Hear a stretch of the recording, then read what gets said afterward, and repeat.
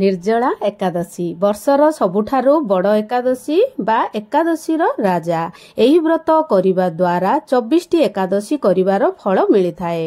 गोटी एकादशी रे सबु पाप नष्ट होई थाए एवं पुण्य प्राप्ति होई थाए। जेउ माने वर्ष सारा एकादशी करू पारु नाहंती सेही माने ए गोटी एकादशी करि थांती।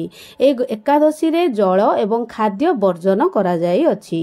गोटी दिन पांडुपुत्र भीम व्यासदेवंकु पचारिले हे पितामह मोर सबु भाई माने एकादशी व्रत करुछंती समस्ते भगवान धाम को जिबे मु बिना भोजन रे रही पारु नाही मो पेटरे वृक नामक अग्नि अछि जदि वर्ष रे गोटिए व्रत रखिबार अछि ताहा मते कुहंतु। व्यासदेव कहिले गोटिए व्रत अछि ज्येष्ठ मास रे शुक्ल पक्ष एकादशी दिन पड़ी थाए जहा कि निर्जला व्रत जदि बिना पानी पी करि पारिबो ताहाले एई सबु एकादशी रो फल पाई पारिबो।